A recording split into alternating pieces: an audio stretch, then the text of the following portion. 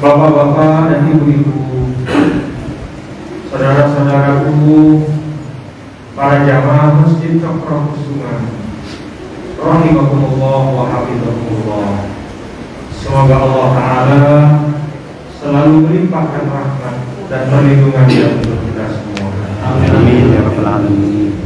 Alhamdulillah, pada subuh dari salah satu 10 hari yang terakhir pada bulan suci Ramadan, kita bersama dapat bersilaturahim, dan saya pada hari ini sangat bersyukur, sangat bergembira karena dapat sholat subuh berjamaah dengan bapak-bapak dan ibu, saudara-saudaraku di Masjid Cokro Kusuman ini.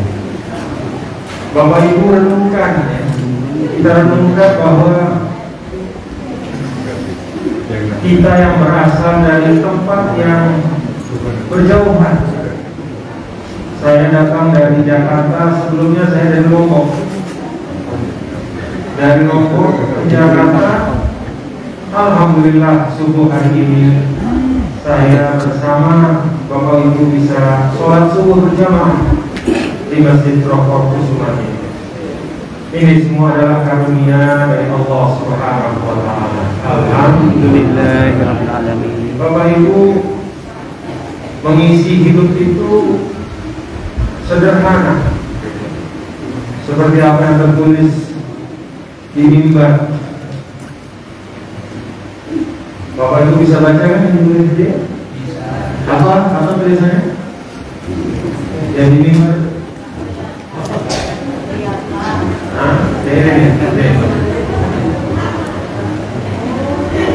Apa tulisannya bapak-bapak ibu? Nah, itu esensi dari bagaimana kita mengisi waktu dalam kehidupan. Jadi itu kaligrafi diambil dari firman Allah Subhanahu wa Ta'ala. Bunyinya adalah wa'bud rabbaka hatta ya'tiyakal yaqin. Arti dari wa'bud rabbaka hatta ya'tiyakal yaqin itu adalah, dan sembahlah Tuhanmu sampai datang kematian kepada. Ayat ini sering digunakan oleh para ulama, digunakan ditaruh di masjid dalam bentuk kaligrafi seperti ini untuk mengingatkan kita bahwa sepanjang hayat kita di atas kehidupan dunia ini, hidup itu menjadi bermanfaat kalau kita niatkan ibadah kepada Allah Subhanahu wa Ta'ala. Maka Bapak Ibu saudara sekalian, saya mengajak kita semua untuk mengingat semangat yang ada dalam ayat ini. Mari kita jadikan perginya kita dari rumah, pulangnya kita ke rumah, datangnya kita kemanapun, ke tempat kerja, berkunjung ke keluarga, berjumpa dengan sahabat, bersilaturahmi dengan kerabat, semuanya kita niatkan untuk ibadah kepada Allah Subhanahu wa Ta'ala. Bapak Ibu, ada satu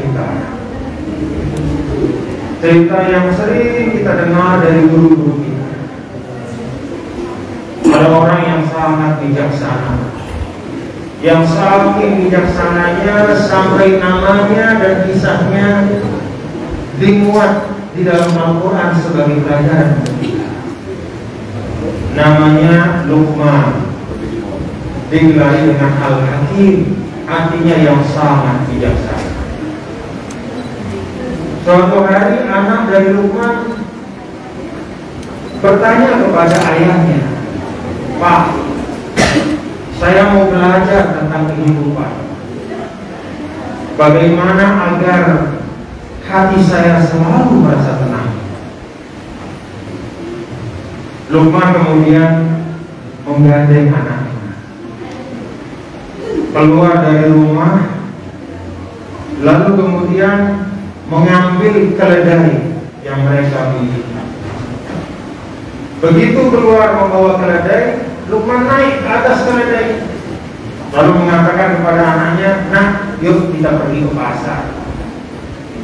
Jalanlah dari rumah ke pasar, Luqman dan anaknya. Luqman di atas keledai, anaknya berjalan di samping. Sepanjang jalan ke pasar itu, orang-orang yang ada di pinggir jalan itu komen, "Aduh, bapak ini gak kasihan sama anaknya. Anaknya kecil seperti itu, kok justru dia yang ada di atas keledai? Anaknya capek kerja." Kata Luqman, "Nak, dengar itu, dengar itu." Balik ke rumah, besoknya pergi lagi. Kata Luqman, "Kamu sekarang yang naik ke atas keledai." Luqman berjalan di samping. Sepanjang jalan ke pasar, orang-orang komen lagi, "Ya, ini anak gak ada adab sama orang tuanya. Kok malah dia yang naik keledai, kok orang tuanya jalan? Kesian orang tuanya udah tua, capek." Kata Luqman, "Nak, dengar itu." Besoknya Luqman mengajak pergi ke pasar, lalu diajak anaknya berdua naik keledai. Orang-orang komen lagi, "Ini anak sama bapak gak ada peri kebinatangan. Dua-duanya naik keledai, kasihan sama hewan." Kata Luqman, "Dengar itu, nak." Lalu hari yang keempat, Luqman sama anaknya pergi lagi. Dua-duanya jalan sambil menenteng keledai. Orang ketawa di pinggir jalan. Bodoh sekali bapak sama anak ini. Itu ada keledai bukan dinaikin, kok malah jalan, capek.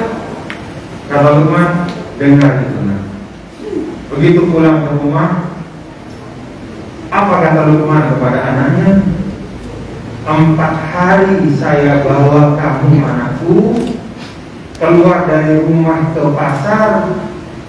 Itulah pelajaran bagaimana supaya engkau bisa tenang menjalani kehidupan. Kata Luqmanul Hakim, kalau kamu mau tenang menjalani kehidupan, maka jangan orientasikan dirimu untuk mencari pujian manusia. Jangan terlalu menginginkan manusia, karena yang namanya manusia itu selalu berkomentar apa yang ingin dikomentari. Kita tidak bisa mengendalikan mulutnya. Kalau engkau ingin tenang dalam kehidupan anakku, kata Luqman, orientasikanlah dirimu untuk mencari ridho Allah Subhanahu wa ta'ala. Nah, karena itu ulama kita mengajar bapak-bapak dan ibu di antara doa yang disebut dengan doa iftitah, ya. Kalau sholat itu inna sholati wa nusuki wa mahyaya wa mamati lillahi rabbil alamin. Jadi kalau kita orientasikan apa yang kita lakukan itu kepada Allah, maka pujian ataupun celaan manusia itu tidak pernah menggeser hati kita. Kalau pada orang sekarang itu kita tidak akan mudah sakit hati kalau mendengar satu ungkapan yang tidak menyenangkan. Kita juga tidak mudah lupa diri kalau mendapatkan pujian dari orang lain. Dan disitulah kita belajar apa yang dikatakan oleh ulama, belajar untuk menjadi orang yang ikhlas dalam hidup. Salah satu definisi ikhlas itu Bapak Ibu sederhana kalau kata ulama, alladzi yastawi indahu madihuhu wa zammu. Orang yang baginya itu sama saja orang yang mencela atau memujinya. Kalau ada orang mencela, tidak membuat dia berhenti berbuat sesuatu yang baik.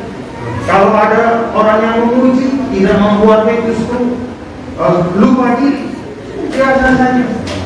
Itulah orang yang ikhlas. Dan kalau kita lihat dalam Al-Quran, makhluk yang disebut sebagai musuh kita, inna syaitana lakum aduwwun mubin. Apa kata syaitan? Syaitan itu berikrar di depan Allah, lau buyannahum ajma'in illa ibadaka minhumul mukhlasin. Semua manusia itu bisa saya goda, kata syaitan. Mau rakyatnya, mau pejabatnya, mau yang bodoh, mau yang alim, mau yang malas, mau yang soleh, itu bisa saya kena. Saya bisa goda mereka. Hanya satu yang saya tidak sanggup mengganggu dan menggoda. Siapa itu? Al-Mukhlasin, orang-orang yang ikhlas. Nah itulah kehidupan bapak-bapak ibu, sederhananya itu. Waktu turun hatta dia yakin. Hidup itu adalah kita menyembah Allah sampai kematian itu datang. Dan menyembah Allah itu artinya kita mengorientasikan apa-apa yang kita lakukan untuk mencari ridho Allah Subhanahu wa ta'ala. Tidak untuk mencari pujian orang lain, tidak untuk mencari apresiasi dari orang banyak. Karena semua pujian dan apresiasi itu tidak ada artinya kalau tidak sesuai dengan hakikat kita. Kita misalnya nih Bapak Ibu, kita misalnya melakukan satu amal, katakanlah bersedekah. Kita bersedekah, lalu sekampung memuji kita, tapi pada saat bersedekah kita nggak ikhlas. Pujian itu tidak akan bisa menggantikan keikhlasan. Artinya satu kampung memuji kita tidak membuat sedekah itu menjadi bermanfaat. Kenapa? Karena kita nggak ikhlas, karena kita bukan benar. Itulah sebabnya para ulama mengingatkan kepada kita, bapak-bapak dan ibu-ibu, saudara-saudara sekalian, bahwa amal yang sedikit tapi ikhlas itu akan jauh lebih bermanfaat dari amal yang banyak tapi bukan karena Allah. Ini yang pertama yang ingin saya ingatkan diri saya dan kita semua. Dan mudah-mudahan subuh kita ini subuh yang diterima oleh Allah SWT. Amin. Amin amin ya rabbal Alamin.